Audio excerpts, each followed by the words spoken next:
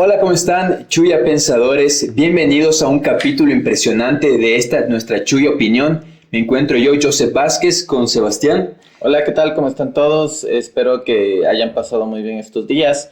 Y bueno, estamos también implementando este nuevo formato en el cual vamos a transmitir ya no por Twitch, sino ahora por YouTube, para que, debido a que es una plataforma un poco más amigable con el ecuatoriano, nos puedan visualizar en este momento, ¿no? Posterior se va a subir este episodio y como ya lo saben, nosotros subimos los episodios después de unas semanas, pero si queríamos pasarles este link para que ustedes nos puedan ver en vivo y en directo mientras hacemos el contenido.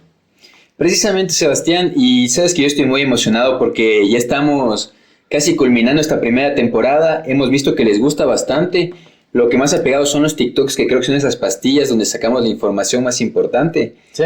Entonces, quería agradecerles por eso y de igual manera, el tema que vamos a topar hoy es el manifiesto libertario. Como en el anterior capítulo topamos el manifiesto comunista, hoy vamos con el manifiesto libertario, más que nada enfocándonos en Murray Roth. ¿Por qué en Murray Rothbard? Porque pese a que ha habido muchos más libertarios en la historia, él ha logrado conglomerar varias ideas. Más que nada porque él lo ve desde el punto filosófico, desde el punto de vista económico, desde el punto de vista legal, y logra ser como un consolidado de todo esto. Sobre todo también es un poco para que exista el debate, ¿no? Como ustedes conocen, en el tema de las opiniones, del conocimiento, existen varias corrientes. En este caso, nosotros no somos reacios a investigar, a informarnos de lo que es el manifiesto comunista, y así tampoco somos reacios a investigar y a conocer lo que es un manifiesto libertario. Entonces, básicamente, lo que queremos es que ustedes también sientan esa capacidad de poder aceptar que no todas las personas pensamos igual, ¿no? Entonces, vemos a un lado el tema comunista, que se trata de un eje central estatal, el cual va a dictaminar cómo y de qué manera viven las personas. Y vamos a ver ahora en la contraparte este manifiesto libertario, que en realidad lo que dice es que cada persona básicamente tiene que vivir como ellos desean vivir sin afectar al resto, ¿no? Bajo sus derechos naturales, que ya hemos hablado un poco de eso. Sí. En este capítulo vamos a unir muchos temas que ya hemos visto. Por ejemplo, los contractualistas, donde metimos un poco la inducción a Locke. Hablamos de Rousseau, que era un poco la contraparte. De igual manera vimos a Hayek, que pese a que era un liberal, también era, al ser liberal, era como que de derechas, pero él sí concebía la existencia del Estado. Mientras que los libertarios no, más que nada los libertarios anarcocapitalistas rechazan la completa existencia del Estado. Por ese lado, Rothbard es súper importante porque los que lo han leído, economistas contemporáneos, dicen que su lectura es súper fluida, no es tan complejo, él no se mete en tecnicismos muy profundamente, pero más allá de eso, dicen que quien lee el libro de Hacia la Libertad, que es el Manifiesto Libertario, no vuelve a leer un libro de economía de los de Hayek, de los de Smith, de los de Mises, de Karl Marx, de la misma manera, porque ya tiene una concepción diferente de cómo lo que ellos plantean que es necesario el Estado, termina no siéndolo. En este punto tal vez no vamos a estar de acuerdo ni ustedes conmigo, ni yo con Sebastián, vamos a ir ahondando en varios puntos. Sí, bueno, ahí también indicar que más que nosotros tengamos un conocimiento único, el motivo de estos videos es informativo, de debate, que básicamente si ustedes consideran que nuestras tesis no están bien, que nuestros criterios no son los correctos, siempre les hemos invitado para que ustedes se puedan expresar de manera libre, que nos digan, ¿saben qué? Considero que este tema no tocaron este punto, considero que en este otro tema les está faltando estos puntos de vista. Entonces nosotros todas esas opiniones, todo ese feedback, esa retroalimentación, nosotros lo podemos acoplar a los videos futuros que vengan y así darles un mejor contenido, ¿no? Que ese es el objetivo. Siempre va a ser que ustedes puedan ver, qué sé yo, esos pequeños TikTok, puedan ver el video y tengan más conocimiento, y con más conocimiento van a tener más poder, van a estar más empoderados. Y más preguntas también van a tener. Exactamente, y en esas preguntas ustedes quizás se puedan hasta encontrar, ¿no? Entonces, básicamente, hemos tenido comentarios como ¿por qué hablan de este tema? Si ustedes no son socialistas, o ¿por qué hablan de este tema? Si ustedes no son derecha, o ¿por qué hablan de este tema? Si ustedes no creen en en el Manifiesto Libertario al 100%, pero hablamos de todos estos temas, que es un popurrí de los temas de los que está compuesta la sociedad. Entonces, justamente por eso iniciamos con el Manifiesto Libertario. Y Joseph, bienvenidos a este nuevo episodio de Chuy Opinión, y vamos con Vamos a comenzar. ¿Quién era Murray Rothbard? Queremos comenzar con eso. Bueno, Murray Rothbard principalmente vivió entre 1926 y 1995.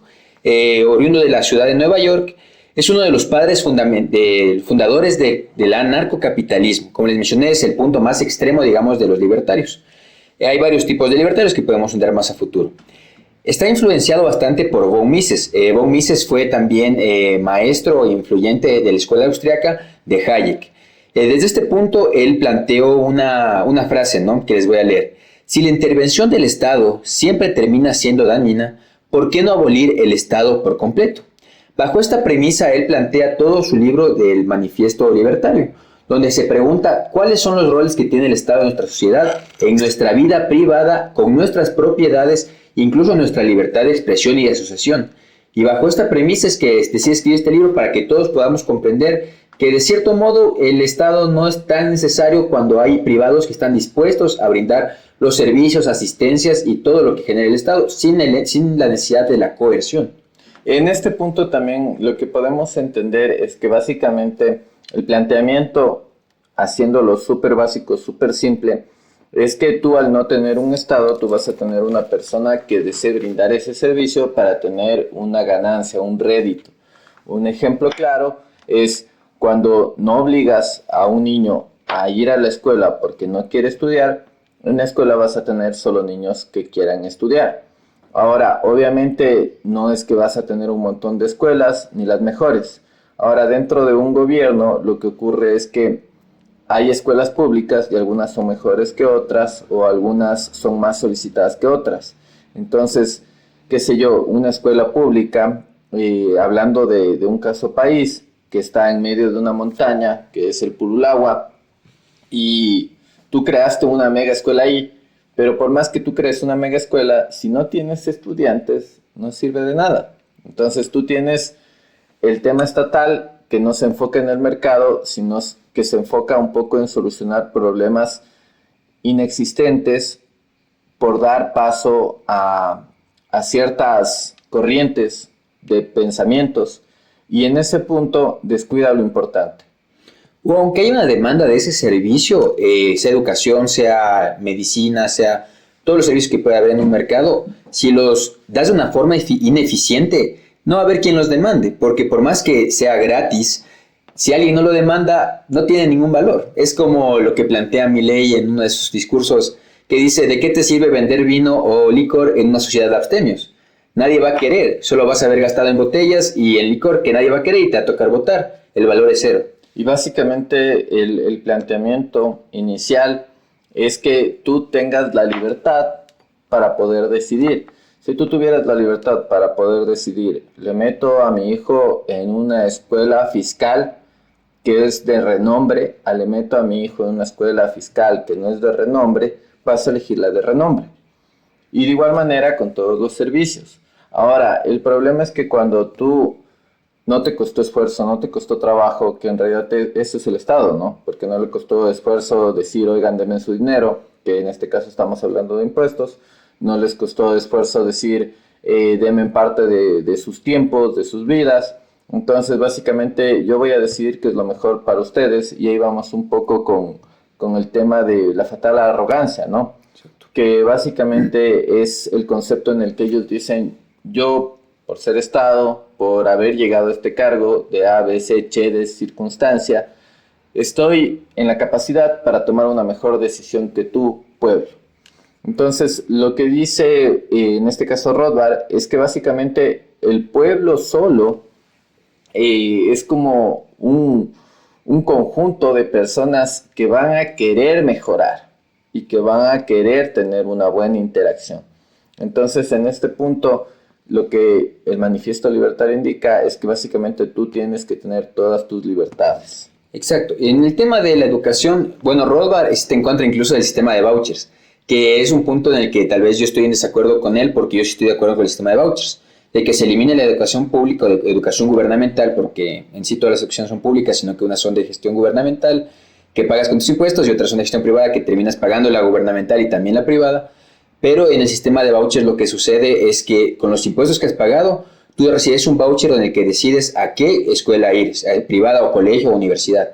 Y ahí es donde nace la especialización, ¿no? Si hay una escuela de arte, si hay una escuela técnica, si tú eres más artístico, vas a la escuela de artes. Pero en cambio en el sistema de gestión gubernamental, todos van a recibir la misma educación, así no sea su interés, ¿no?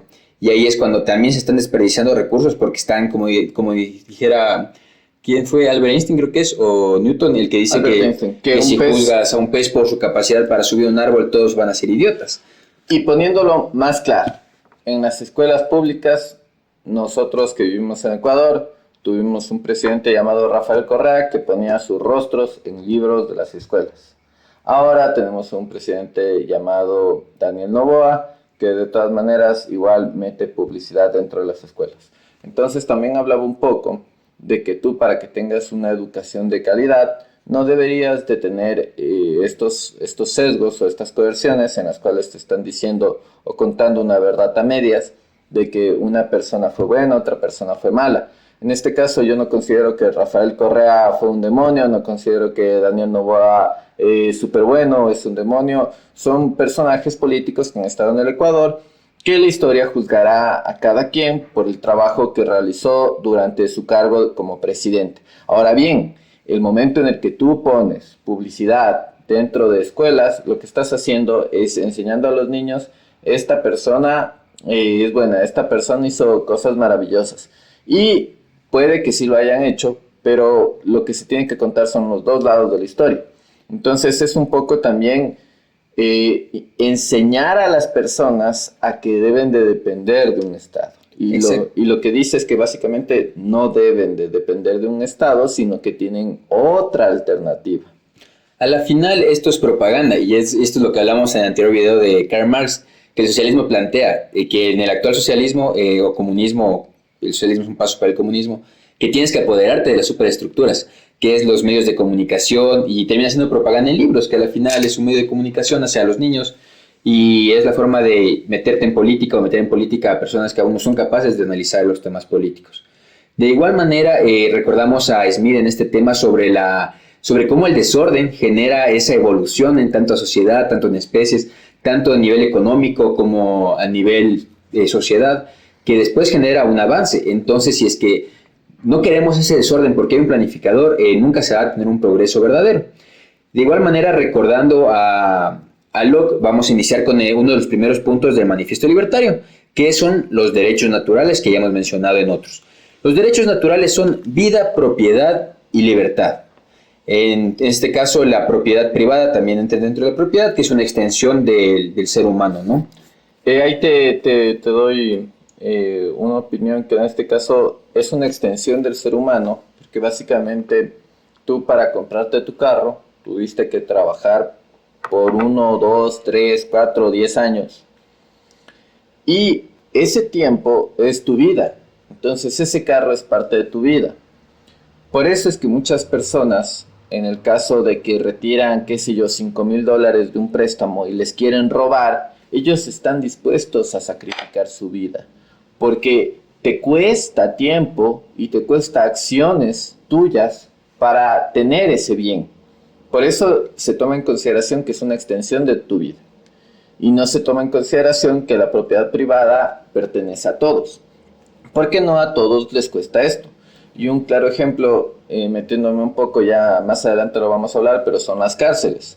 Porque básicamente, si una persona roba, hace actos que no son los correctos dentro de una sociedad racional, y tiene este tipo de comportamientos, pero te siguen quitando dinero a ti para darle a esa persona, básicamente te están quitando vida para entregarle parte de tu vida, así sea, por más mínima que sea, así sea de cierta forma centavos los que les das. Él iba por comprar un chicle, y eso son impuestos. Les estás dando parte de tu trabajo y por consiguiente parte de tu vida, ¿no? Entonces lo que se quiere más que nada es que haya esa racionalización de que si una persona es, pongámoslo, un cáncer de la sociedad, algo malo de la sociedad, lo que se debe de hacer no es quitarle a las personas que sí estamos haciendo las cosas bien, para entregarles a las personas que lo están haciendo mal. Y no solo eso, sino que no existe una verdadera rehabilitación. Entonces ahí también va el punto de... Sí, en base a eso sí, ponte, justo tengo un conocido, no lo podría llamar amigo, porque no hemos tenido una relación mucha, pero lo vi porque el señor estuvo en la cárcel, ¿no? Él entró, digamos, como le dirían, raquítico, ¿no? Flaco, triste, desnutrido. Tuvo 5 años en prisión y sale y ahora está gordito, con color, más feliz. O como vimos a Glass, ¿no? Que entró así triste, calvito y salió con arete, bien peinado, con pelo, más gordito y más feliz. Y a la final ese tiempo que estuvo ahí fue pagado con el tiempo que tú estabas trabajando. Básicamente. Entonces, es un poco poner eso en contexto, ¿no? Si tú vas a tener una cárcel y no vas a permitir que los prisioneros trabajen o cumplan una sentencia de forma correcta, y hablando mucho del tema puntual Ecuador, lo que ocurre en Ecuador es que no hay esa rehabilitación y más bien hay esa escuela de delinquir. Entonces, básicamente, un planteamiento de Rothbard es que el Estado falla al intentar generar un cambio. Entonces, el Estado dice, yo voy a generar cárceles para meter ahí a los presos. Y uno dice, muy bien, esa es una buena idea. Y en las cárceles lo que voy a hacer es rehabilitarlos. Perfecto, es una excelente idea, continuamos con las buenas ideas. Pero lo que ocurre en la realidad es que llegan a la cárcel y se vuelve una escuela delictiva. Exacto. ¿Qué es lo que ocurre? Salen, vuelven a delinquir, salen, vuelven a delinquir, salen. Y es un círculo vicioso, ¿no? Entonces ahí podemos ver que el Estado, por más que tenga buenas intenciones o buenas ideas, cuando estas no son ejecutadas con una conciencia de costo, de gasto, de tiempo, básicamente lo que hacen es un poco despilfarrar el dinero en ideas utópicas. Porque si tú tienes esa idea de que todos van a ser buenos, de cierta manera no estás pensando con claridad, ¿no?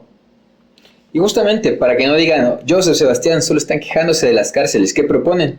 Una de las ideas que hemos hablado en nuestro otro canal, que es Noticias Criollas, lo tenemos martes y jueves, pueden ir a revisarlo. Hablamos bastante de que si es que los señores dentro de la prisión trabajan y dentro de ese trabajo, con eso se sustenta su alimentación primero que hay adentro, y que una parte se les ahorre dentro del sistema para ellos mismos, para que cuando salgan tengan 100, 200 dólares, hasta 1000, dependiendo de cuánto tiempo estuvieron ahí, pero que con ese dinero tengan la capacidad de salir y no la necesidad de delinquir, sino que ya tienen un colchoncito con el que pueden salir, invertir, pueden salir a comprar, pagar la pensión de los guaguas que están afuera, porque al final, estando adentro, no pagan pensión de los guaguas. Y se genera un ciclo vicioso, porque afuera también hay gente y niños con necesidad que encuentran la única salida, digamos, en delinquir por el contexto en el que han vivido. Entonces, si ya los papás están trabajando y les pueden pasar 50, 100 dólares, ya es una salida para nuestra sociedad. Además, quería comentarles, ¿qué plantea Rothbard y por qué él dice que la solución no es ir a la cárcel? Él dice que los que cualquiera de esos 3 derechos naturales viola, lo pierde. Entonces, lo que mencionábamos, ¿no? Yo soy un ladrón, Sebastián, pásame tu celular. Listo. Entonces, ¿de qué me sirve? Y me coge la policía y bueno, ten tu celular. Y a mí me dicen, te vas preso. ¿Te sirve de algo que me vaya preso? No. Te va a quitar el trauma. Si se rompió tu celular en el camino, no te voy a pagar. Y yo voy a estar preso viviendo al final de lo que tú trabajas, de lo que pagas los impuestos. Básicamente yo voy a estar pagando tus 3 comidas, tu dormida, tu luz, tu agua. Y si me dan un año, probablemente el costo del celular. Entonces él plantea que lo que tiene que pasar es que yo le dé mi celular, que yo pierda el derecho a tener la propiedad de un celular de igual valor y tengo que devolvérsela, dársela en efectivo, dársela como el bien. Y en este caso la única forma de hacer eso es trabajando. Exacto, exactamente. No hay otra forma. Entonces, esta es una alternativa, como he mencionado, hay varias alternativas para llegar al fin. Entonces, esta es una de las que podemos plantearles. Ahora sí quería continuar con el siguiente punto, la abolición del Estado. ¿Cómo te suena este punto? Como te dije un poco tras cámaras previo a iniciar esta charla, yo sí considero que el Estado ha fallado. Básicamente, que el Estado ha fallado no es que menciono en el caso ecuatoriano, hablando específicamente, el presidente de 2000 falló, el presidente de 2010 falló, el presidente de 2020 falló. No, el Estado como organismo ha fallado. ¿Por qué ha fallado? Porque básicamente estamos en un punto, y hablando muy específicamente de Ecuador, donde no hay luz, donde no hay agua, y al decir no hay luz, hay racionamiento de luz. Al decir no hay agua, hay racionamiento de agua. No hay seguridad, vemos todos los días. Hoy día leía una noticia de que en Guayaquil encontraron a 2 sujetos que estaban básicamente ya sin vida. Entonces, volvemos al tema de que no es tanto los ámbitos en los que el Estado ejerce su poder, sino cómo lo hace. En este caso, yo considero que el Estado sí ha fallado, pero sí considero que sí debe existir un Estado. ¿Qué tal, chicos? Como les habíamos comentado, aquí estamos con un problema de luz, estamos con un problema de fluctuaciones de energía y bueno, hemos vuelto. Justo estaba diciendo que en este tema estatal considero que el Estado sí ha fallado en la ejecución de los trabajos y en la ejecución de las ideas, ¿no? Entonces, pongamos el tema claro. En Ecuador no tenemos cortes de luz, tenemos cortes de agua, tenemos inseguridad, tenemos problemas de salud en el caso de la atención y la medicina pública.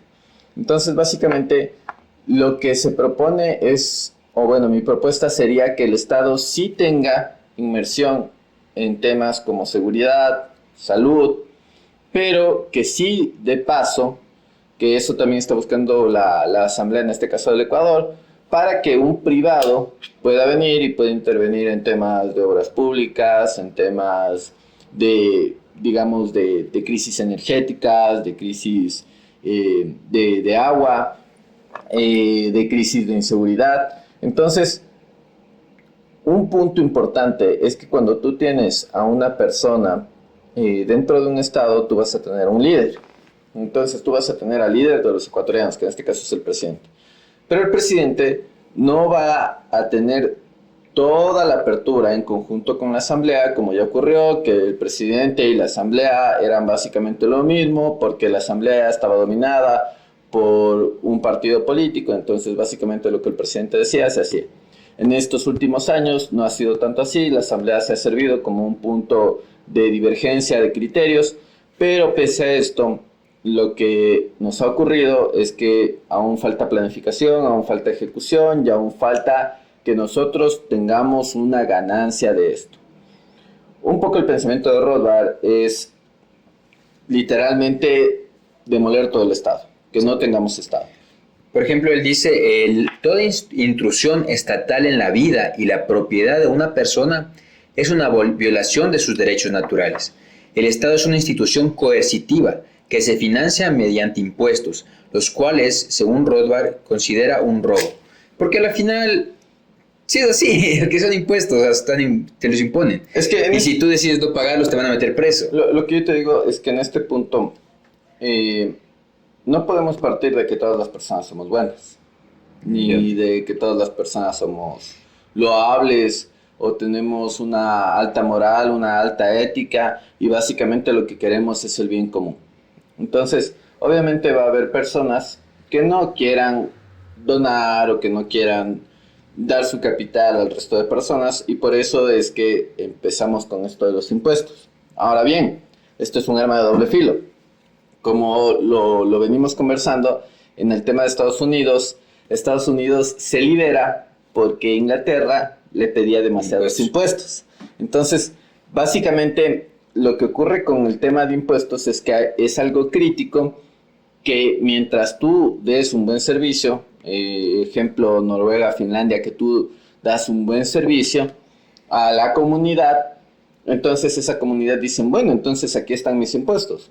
Pero en el caso sudamericano, cuando tú das tus impuestos a cualquier gobernante de Sudamérica, lo que ocurre es que tú no ves reflejado esa donación impuesta, que básicamente sí es como un robo, porque es como que te dijeran, mira, como tú estás trabajando, como tú ganas tanto, tú necesitas darle tu dinero y parte de que lo vimos que es como parte de nuestra extensión de nuestra vida, porque es tiempo es igual a dinero y tiempo también es igual a vida. Entonces tú gastas tu vida por conseguir dinero y ese dinero no es todo para ti porque una parte va para temas sociales.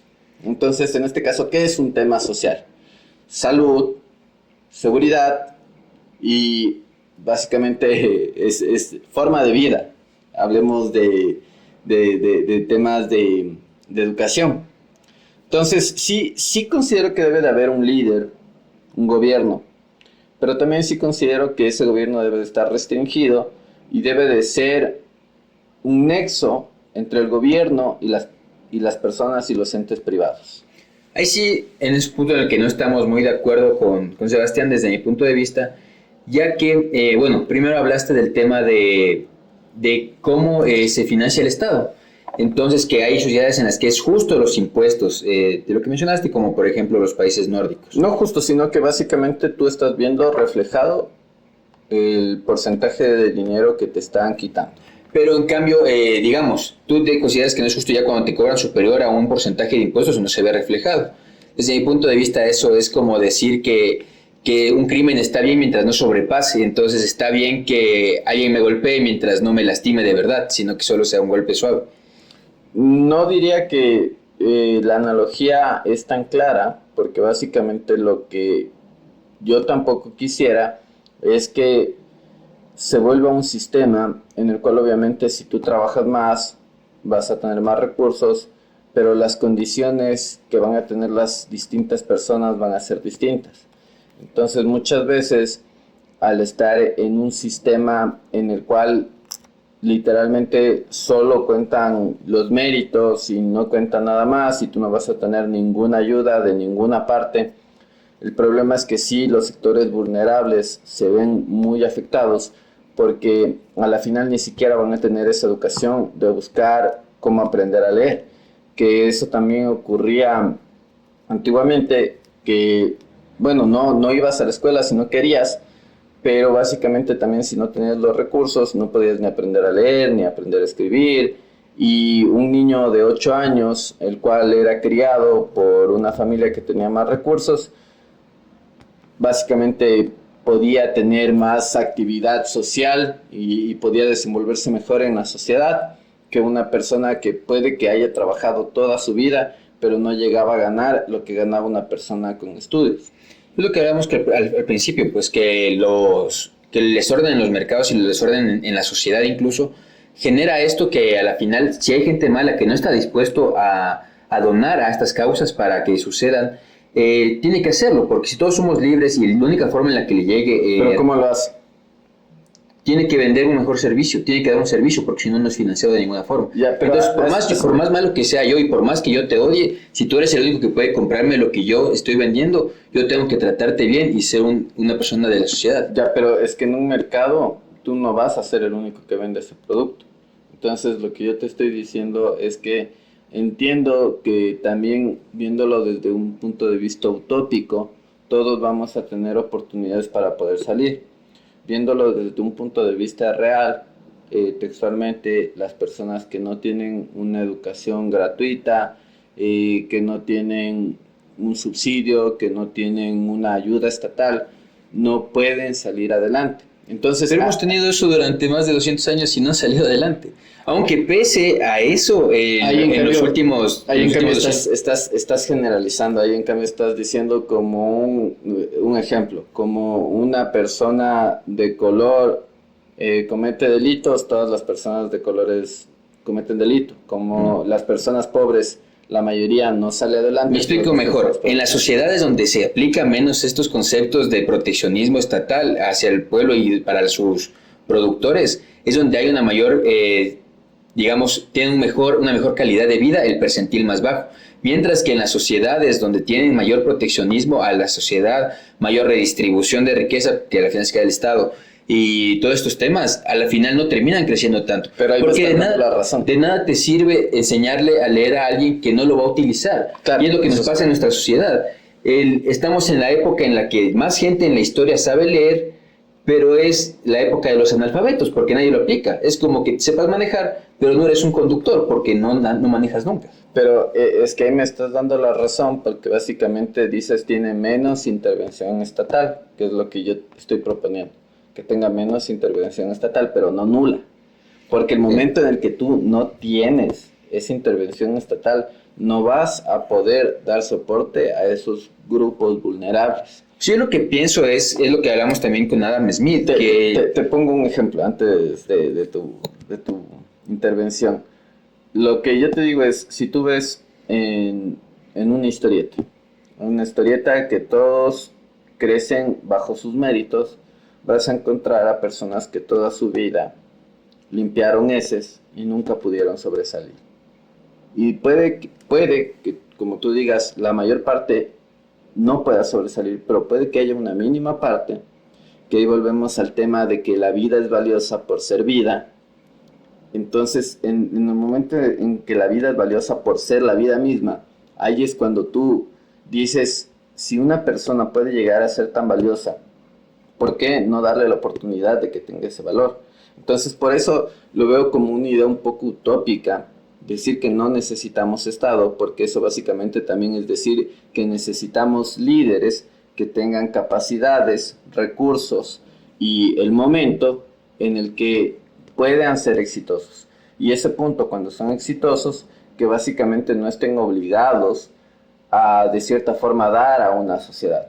O sea, al final es lo que mencionabas de los obstáculos del camino. Marco Aurelio diría que el obstáculo es obstáculo mientras nosotros lo percibimos como obstáculo, es algo exterior que no podemos cambiar y lo que podemos controlar es nuestra percepción de eso, ¿no? Entonces, o decimos, o lo vemos como un obstáculo que no nos deja seguir, o lo vemos como parte del camino, algo a superar y a seguir, que es donde está en verdad la virtud, ¿no? Pero es que en ese análisis yo entiendo que tú también ya debiste de haber, básicamente, tener preámbulos, ¿entiendes? No puedes solo ir y decirle a alguien, el obstáculo solo está en tu mente, porque al final sí es un tema complejo. Y algo que me ocurrió recientemente que me decían del tema del podcast, es que en realidad sí son complejas estas ideas. Entonces es complicado entenderlas. Y esa frase es muy fuerte, que cuando tú vives bajo virtud, que también es el tema estoico, que tú también practicas, es un poco el tema de estar consciente, de estar en el ahora, de enfocarte en lo que puedes hacer, pero no es algo que todas las personas pueden aprender o solo porque les digas lo van a tomar como algo cierto. Entonces justamente a eso voy. No debe de haber tanta intervención estatal, el Estado ha fallado, el Estado sigue fallando y continuará fallando, a no ser que haya una regulación del Estado por parte de la población. ¿Cómo combatimos esa regulación? A través de la batalla cultural. Una vez que tú tienes a gente que está más informada, que ese es el objetivo también de nosotros, que ustedes estén más informados, cuando tú tienes a gente que tiene más conocimiento, también tienes a gente que toma mejores decisiones. Por eso también lo veo un poco utópico, porque eso te digo, si textualmente solo nos basamos en algo de méritos, oportunidades y estado actual de una persona, va a haber personas con desventaja y con ventaja. Ahí es lo que sí quiero volver para darte mi punto de vista un poco más, ¿no? Primero con el tema de intelectuales, generalmente los intelectuales son utilizados por los gobiernos para validar sus puntos y hacerle creer a la sociedad que es el punto real, que tienen que darles más poder a ellos, que ha sido usado bastante Keynes, pero de ahí es lo que ya hablamos un poco con Smith, que él decía que solo hay tres escenarios en los que es viable o son las responsabilidades del Estado, del gobernante o del líder, como querramos decirle. Primero, que es para defenderme a mí, digamos, yo individuo, defenderme de otro individuo de mi misma sociedad, digamos en este caso Sebastián. Esas leyes son las leyes, ¿no? Es la justicia, lo que delimita los derechos, además de los naturales, que tengo como persona, que muchas veces en países socialistas expropiese, la propiedad privada se ha violado, la libertad de expresión, el derecho si no tienes propiedad y no tienes derecho a la libertad, no tienes vida, porque no tienes derecho al fruto de tu trabajo. Entonces, desde ese punto de vista, yo creo que sí estamos en un punto en el que ya puede esto hacerse de forma privada y de forma imparcial. Porque aunque digamos que no, la justicia en nuestro país por lo menos sí está sesgada, al igual que en otros países. Por ejemplo, en Estados Unidos están, yo diría que menos sesgados, pero aún tienen un poco de sesgo con el tema de los precedentes, ¿no? Entonces, si en un lugar se juzgó de una manera y en otro de otra manera, puedes utilizar cualquiera de los dos precedentes para dar un veredicto y alegato, ¿no? Como abogado. Aquí no, aquí es una ley para todos, pero es muy interpretativa en base al juez, que también puede recibir una ayudita extra por afuera, ¿no? Entonces, desde ese punto yo creo que sí vamos a llegar al punto en el que podamos ceder a una inteligencia artificial el valor que, poniendo las reglas claras que hemos mencionado, pueda llegar a juzgar con el velo de la ignorancia que mencionamos en otro capítulo de John Rawls, y a la final yo creo que se va a poder privatizarse a este punto que en hace 200, 300 años mencionaba Adam Smith. Ahora el segundo factor donde Adam Smith considera que podemos tener o que debería ser un mandante, que es proteger al ciudadano, digamos, de una nación, Ecuador, contra el ciudadano de otra nación, X nación del mundo, Colombia, Perú, que son los más cercanos, con los que tenemos frontera. Ahí está el tema militar, el tema estatal. ¿Qué es lo que pasa con el tema estatal? El tema estatal es el tema, digamos, de los militares. Con los militares el problema es que ellos deciden, ellos tienen la fuerza y el monopolio de la violencia, porque son los únicos que tienen armas. Por lo menos en nuestro país dicen que ya estamos, tenemos el derecho a tener armas, pero es muy difícil, ahí sí es un poco clasista porque te cuesta mucho, entonces solo la gente con recursos tiene acceso a esto y el que tenga las palancas para tener los permisos. Entonces es algo que si se quita esta restricción y todos los ciudadanos que deseen de forma individual tener armas puedan defenderse, ya es menos necesaria el tema de policías y de militares porque cada uno tiene la capacidad de defenderse. Si es que decide también aprender a utilizar un arma, no va a ser alguien que sin saber va a hacerlo. En este caso, ahí lo que te diría es que sí considero que tú cuando, como lo habíamos conversado, tienes dos familias. La una tiene un arma y la otra no tiene un arma. En un mundo ideal, la que tiene el arma va a proteger a la que no tiene el arma. Pero en un mundo real, la que tiene el arma asalta a la que no tiene el arma. Exacto. Entonces, en el momento en el que tú no permites que estemos en igualdad de condiciones, sí estás cortando un poco los derechos de cada persona para poder defenderse, para poder actuar en caso de que haya una persona malvada o una persona que no tiene la capacidad como para defenderse frente a un ataque. Es algo importante también resaltar que, un poco hablando del tema que te mencionaba, de la gente que en realidad tiene menos recursos, como tú bien lo mencionas, al momento el Estado está haciendo un mal trabajo, el Estado ha fallado. Entonces, justamente que tú tengas un cambio en la matriz, en la matrix, por así decirlo, o sea, en toda la cadena que conforma el Estado, no va a afectar a esa persona. Que eso también lo mencionaba Rothbard, que básicamente tú no vas a cambiar las condiciones de esa persona por hacer que todos sean privados. Exacto, al final es como, los dos puntos que mencioné antes es lo que hablábamos, que es el minarquismo, que es una de las ramas un poquito antes del anarcocapitalismo, que es lo que era Rothbard, el padre fundador, que plantea esto, que solo hay que tener dos ramas, que es encargado del Estado, justicia y militares, ¿no? O sea, en el tema de seguridad, en el tema para protegerte de otros países. Ya les he dado dos opciones que podrían ser válidas en el tema de que se haga un anarcocapitalismo, porque ahí el tercer punto que mencionaba Smith, que en su punto le dije que yo no estaba muy de acuerdo, que es que el Estado o el gobernante debe hacerse cargo de aquellas funciones o aquellos ramas de la sociedad o de la economía que los privados no estén dispuestos a hacerse cargo. Claro, pero ahí Rothbard lo que dice es que el privado siempre va a querer... Va a querer hacerse cargo, porque básicamente tú lo que tienes es un nicho de negocio. Exacto. Entonces tú tienes un nicho de negocio en la generación de energía, tú tienes un nicho de negocio en el racionamiento de agua, tú tienes un nicho de negocio en la salud, tú tienes un nicho de negocio en la educación. O sea, tú vas a tener estos nichos de negocio que básicamente lo que propone Rothbard es que todos sean privados para que te den un mejor servicio, un servicio de calidad. Y en el caso de que no te den un servicio de calidad, otro privado sí te va a ofrecer un servicio de calidad. Y por la competencia que tienen entre estos privados, tienen que darte un precio competitivo. Exactamente. Entonces, esto es súper importante. ¿Por qué? Porque incluso en este punto, aquellos que no tienen para acceder a estos servicios van a llegar a un punto a ser atendidos y van a recibirlo de forma gratuita desde parte de un privado. Porque solo el Estado no es el único que da cosas gratuitas, porque cuando te dan algo gratuito es porque eres tú el producto. Entonces, ¿qué pasa? Es como las campañas que hacen muchos privados, digamos en Navidad, que deciden ponerse gorrito de Santa Claus e ir a dar víveres, ir a dar juguetes, ir a pasar una tarde en comunidades que no tienen esto. Porque al final esto les ayuda a mejorar su imagen. Puede decir, qué feo que solo lo hagan por la imagen, pero al final lo están haciendo y es lo que pasaría si todo fuera privado, según Rod.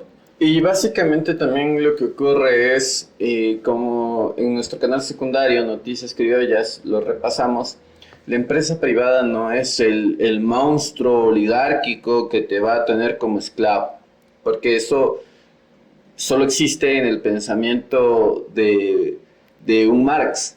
Y al final se da, pero justamente cuando hay Estado, porque ahí es lo que llaman los empresarios, o lo que se llama capitalismo de Estado, que es cuando la empresa es pana del presidente y le dice, oye, solo yo voy a poder, Movistar, claro, que en este caso tienen un tipo de monopolio o oligopolio aquí en el país, porque no permiten que empresas competitivas de Europa, de Estados Unidos, Starlink, vengan a competirles en precio, y por eso tenemos un precio mucho mayor. Y es demostrable, entonces no es para fundarle a estas empresas, es un ejemplo que se me vino a la mente porque es algo que todos usamos y podemos darnos cuenta que en otros países es más barato porque tienen mayor oferta de servicios y en nuestro caso tenemos menor oferta y tenemos una gran demanda, entonces el precio sube. Vamos al siguiente punto. Exacto. La libertad económica absoluta. Mercados libres sin regulaciones estatales. Tú al tener los mercados libres básicamente lo que abres es un abanico de inversionistas. En este caso, hemos estado de acuerdo en que básicamente las políticas de un país son las que restringen que un inversor venga a gastar su dinero acá. Esto es algo de un ejercicio súper fácil, súper común. Si tú tienes dinero, tú lo que quieres es generar más dinero con el dinero que tienes. Ejemplo, tienes $100 y quieres hacer los $200, vas a comprar papas, salchichas y vas a vender salchipapas a $1, $2.50, a lo que te dé tu cálculo. Entonces, ahora bien, ¿qué pasa si te dicen, ¿sabes qué? De los $100 que tú tienes que dejar $50 aquí en el Ecuador. ¿Pero por qué si voy a invertir 100? No, lo que pasa es que aquí son las leyes. Si tú vienes a poner un negocio aquí, vas a tener que pagar la mitad de lo que piensas invertir. Entonces, estas restricciones y estas regulaciones son las que no hacen ver a un país como un mercado atractivo. Que esto ya ha ocurrido en el caso de Venezuela. En Venezuela no es que haya empresas privadas dispuestas a generar inversión, porque al momento en el que ellos llevan sus dineros, su equipo y toda su infraestructura, el gobierno ha hecho acciones como las de decir exprópiense. Esto no les pertenece a la compañía privada, esto le pertenece al Estado porque esto está en el territorio de Venezuela. Y son concepciones absurdas. Básicamente lo que se requiere es que se abran los mercados, que es lo que está haciendo Argentina, para que inversores vengan y así primero haya una más liquidez de dinero, tengas una más interacción entre el comercio y el comprador, tengas más llegada de productos de todas partes del mundo, lo que te vuelve competitivo. Y es justamente lo que mencionábamos. En el caso en el que tú tienes tu terreno y tú siembras papas, y llega una gran compañía que tiene máquinas que siembran papas. ¿Qué vas a hacer tú? ¿Vas a quedarte con las papas ahí dañándose? O lo que puedes hacer básicamente es ahorrar para comprar una máquina, hacer lo mismo y dedicarte a cultivar básicamente todos estos conceptos que te permitan llegar a ser como esa empresa. Y de igual manera, obviamente va a ser complicado, la competencia es complicada. Pero es como unos capítulos que estaba viendo de la serie que les recomendé de Turtle Twins, que lo que genera es, la competencia te va a frustrar, te va a hacer sacarte canas verdes, pero a la final te va a hacer mejorar. Y mientras más única sea esa mejora, generas una barrera de entrada para las demás empresas. Entonces, tal vez a ti te cueste, pero tal vez a tu hijo le cueste un poco menos adaptarse al mercado.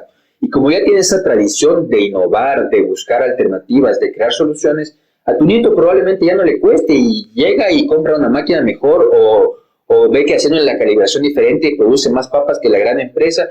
Y mientras el Estado no se meta a decir, bueno, tú tienes que pagarme tantos impuestos y ahogarte con los impuestos por comprar la maquinaria, vas a tener una capacidad de competencia que optimizando los recursos va a ser mucho mejor para ti a un futuro, para la sociedad, o simplemente te das cuenta que ya no es tu negocio y utilizas tu tierrita para cambiarte a otro mercado desatendido. Pero es la forma en la que crece la sociedad, no protegiendo lo que ya conocemos, sino abriendo nuevos horizontes y viendo con qué nos quedamos de esos nuevos horizontes. Correcto. Bueno, mis pensadores, sé que están interesadísimos en saber qué más dijo Rothbard, qué más dice el Manifiesto Libertario, qué frases dijo, pero por el día de hoy vamos a quedarnos hasta aquí. Si no quieren quedarse con la pica, recuerden venir a vernos nuestros streamings. Los hacemos por YouTube esta vez. Sí, síganos, yo se publico en las redes, entonces si no se quieren quedar con la pica, vean nuestros lives, pero si no, si quieren esperar a ver los episodios, pues aquí vamos a cortar y el siguiente video tienen la siguiente semana. Recuerden, si sienten que nos extrañas, martes y jueves igual en streaming en Noticias Criollas. Correcto. Entonces hasta una siguiente oportunidad. Chau, chau. Chau.